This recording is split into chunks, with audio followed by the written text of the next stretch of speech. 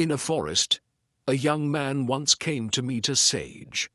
He was very sad and crying. The sage comforted him and said, "Do not worry about your life. Whatever happened, it happened for a good reason." The young man, angry, replied, "How can you say that? I lost everything. Thieves stole all my belongings. I have nothing left, not even a way to return home. How can you say this is good for me? This is the worst thing that could happen."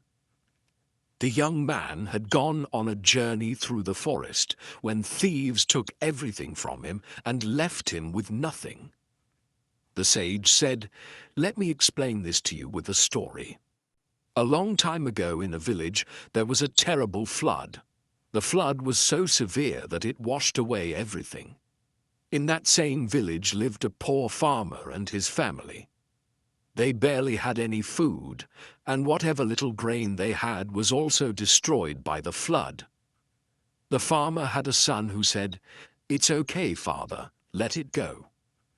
Whatever happened, happened for a good reason." The farmer, angry, replied, "What nonsense are you talking about? Everything is gone. Our food, our house, how can this be good? This is terrible." In his anger, the farmer threw his son out of the house and said, "You are no longer welcome here." The boy left, crying. As the evening came, the farmer started to realize that he had made a mistake. He regretted his harsh words, but couldn't do anything about it. Suddenly, a boat arrived, and people began rescuing the villagers from the flood. The farmer's wife said, "See? Our son was right. Good things have started to happen. People have come to save us." The farmer, still upset, replied, "You don't understand. Yes, they saved us, but we still have no food and no home. How is this good?" His wife replied, "Why are you so worried? We will find a way to manage." The farmer said, "It's not just about money. We lost something special. There was a bundle in our house containing something precious. It's gone now, and I don't even have anything to show for it." Over time, the farmer began begging for help to survive, but he knew this couldn't go on forever. One evening, while sitting with his wife, she suggested, "Why don't you go to the city and look for work? We might be able to gather some money to keep us going." The farmer agreed, and the next day he went to the city in search of work. He walked through many streets, but no one offered him a job. He began to worry, wondering how he would provide for his family. One day, while checking his fields, which were also in poor condition, he thought about how everything had gone wrong. His crops failed, his son left, and he had lost everything. His wife consoled him, saying, "Why are you worrying for no reason? Keep trying. You never know when you'll find something." Her words gave him some hope. The next day he went out again to search for work. This time he found a job working for a kind merchant. The merchant was generous and even offered him a place to stay in his house. The farmer and his wife were overjoyed with the change in their fortunes. One night, there was a knock at the door. When the farmer opened it, he saw a young man standing outside with a large car and a bag in his hand. To the farmer's surprise, it was his son.